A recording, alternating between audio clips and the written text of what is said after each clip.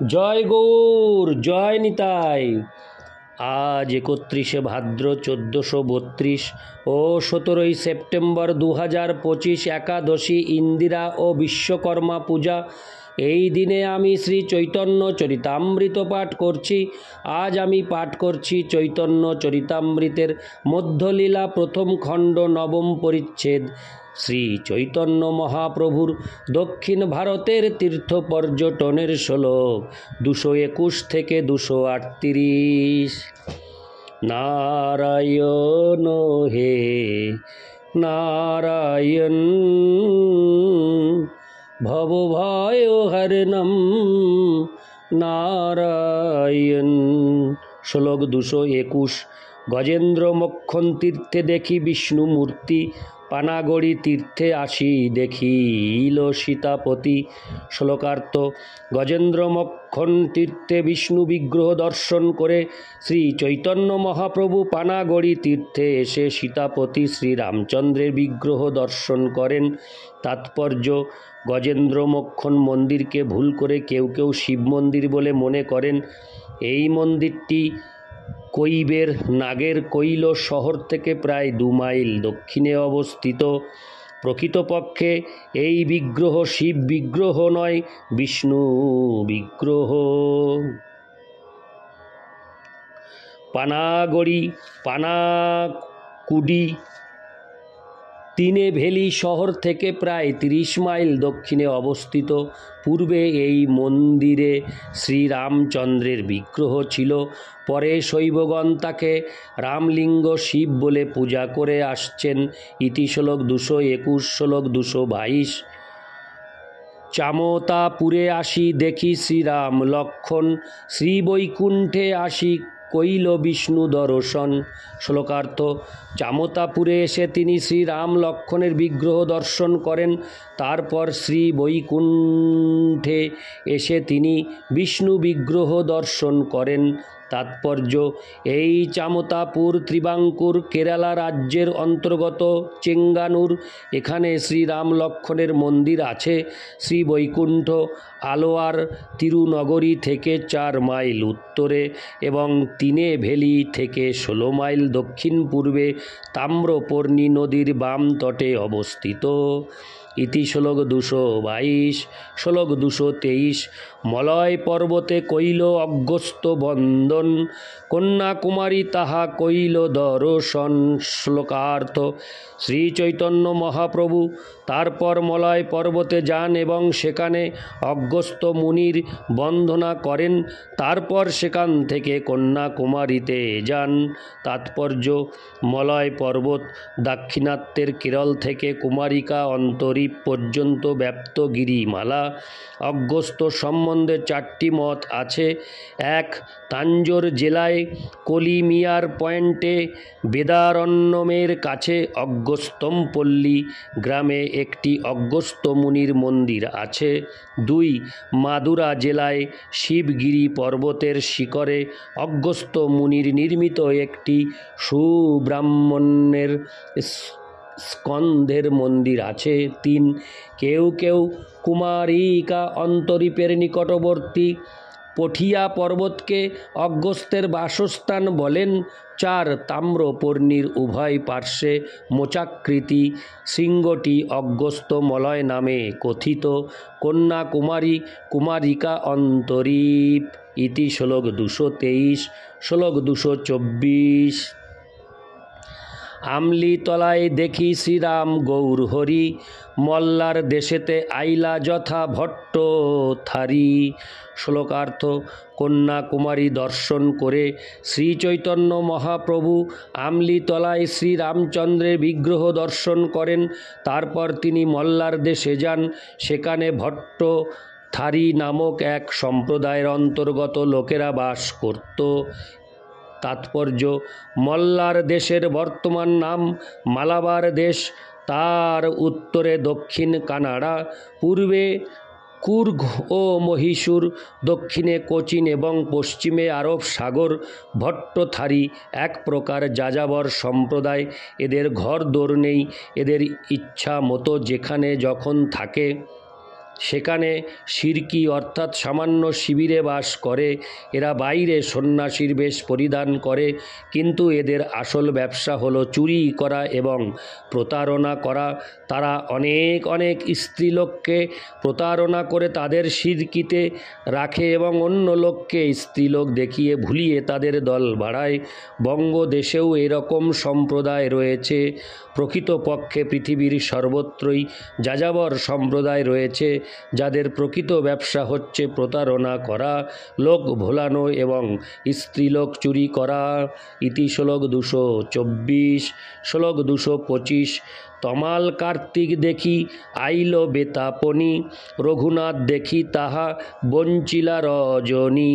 শ্লোকার্থ: তমাল কার্তিক দর্শন করে শ্রী চৈতন্য মহাপ্রভু বেতাপনি নামক স্থানে এলেন এবং সেখানে রামচন্দ্রের বিগ্রহ দর্শন করে রাত্রি যাপন করলেন। তাৎপর্য: তমাল কার্তিক তিনেভেলির 44 মাইল দক্ষিণে এবং অরম্বল্লী পর্বত থেকে 2 মাইল দক্ষিণে তোবল তালুকে অবস্থিত সুব্রহ্মণ্য বা কার্তিকের একটি মন্দির। বেতাপনি বা বাতাপানি ত্রিবাঙ্কুর রাজ্যে নগর কৈলের উত্তরে তোবল তালুকের মধ্যে। পূর্বে শ্রী মন্দিরে রামচন্দ্র বিগ্রহ ছিলেন, পরে বোধ হয় রামেশ্বর বা ভূতনাথ শিবলিঙ্গ নামে পূজিত হচ্ছেন। ইতি শ্লোক 225। 226। গোসাঙ্গীর সঙ্গে রহে কৃষ্ণদাস ব্রাহ্মণ, ভট্টথারী সহ তাহা হইল দর্শন। শ্লোকার্থ: শ্রী চৈতন্য মহাপ্রভুর সঙ্গে কৃষ্ণদাস নামক এক ব্রাহ্মণ ভৃত্য ছিলেন। ভট্টথারীদের সঙ্গে তার সাক্ষাৎ হয়। ইতি শ্লোক 226। শ্লোক 227। স্ত্রীধন দেখাঙ্গা তার লোভ জন্মাইল, আর্য সরল বিপ্রের বুদ্ধিনাশ কইল। শ্লোকার্থ: ভট্টথারীরা স্ত্রীধন দেখিয়ে সরল নিষ্ঠাবান ব্রাহ্মণ কৃষ্ণদাসের চিত্তে লোভ জন্মিয়ে তার বুদ্ধিনাশ করল। ইতি শ্লোক 227। শ্লোক 228। প্রাতে উঠি আইলা বিপ্র ভট্টথারী ঘরে, তাহার উদ্দেশ্যে প্রভু আইলা সত্তরে। শ্লোকার্থ: এইভাবে ভট্টথারীদের দ্বারা প্রলোভিত হয়ে প্রাতকালে কৃষ্ণদাস তাদের কাছে আসে। তাকে খুঁজতে খুঁজতে শ্রী চৈতন্য মহাপ্রভুও শীঘ্র সেখানে এসে উপস্থিত হন। ইতি শ্লোক 228। শ্লোক 229।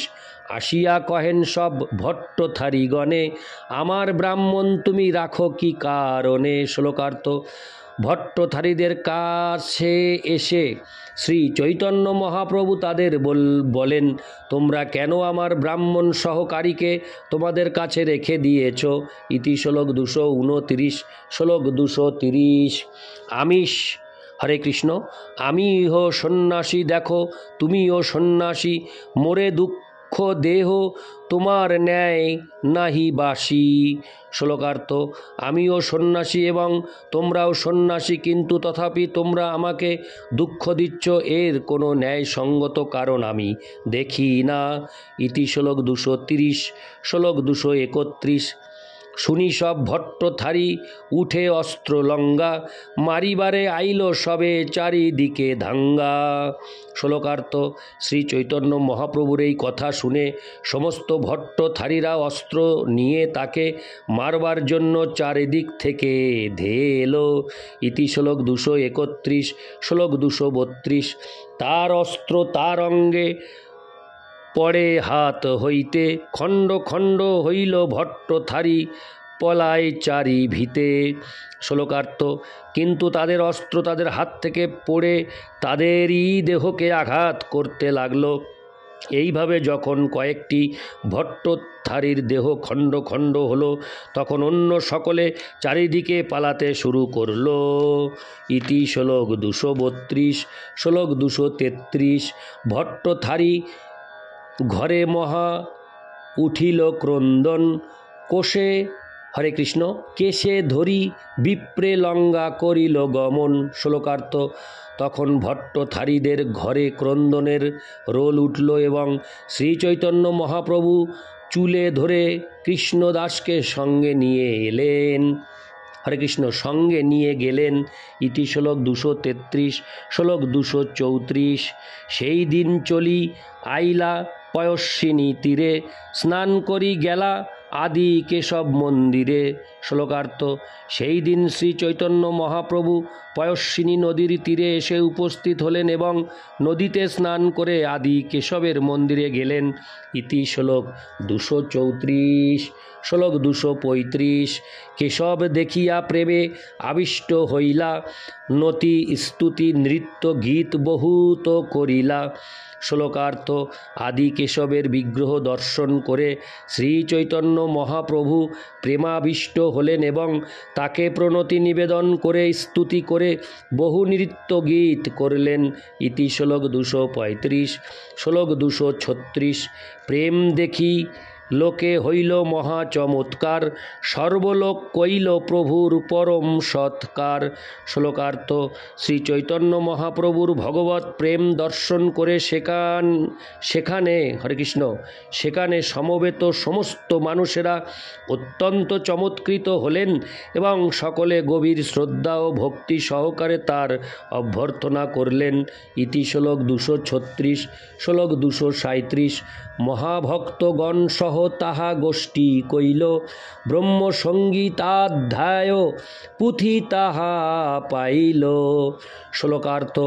আদি কেশবের মন্দিরে শ্রী চৈতন্য মহাপ্রভু মহান ভক্তদের সঙ্গে ভগবত তত্ত্ব আলোচনা করলেন এবং সেখানে তিনি ব্রহ্মসংহিতার একটি অধ্যায় পেলেন।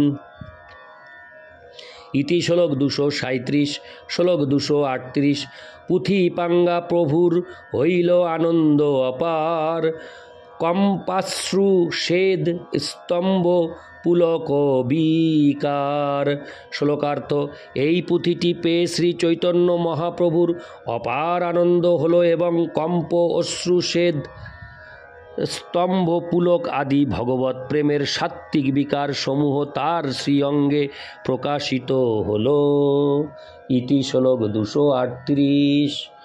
নারায়ণ হে নারায়ণ, ভবভয় হরণম নারায়ণ। জয় গৌর, জয় নিতাই।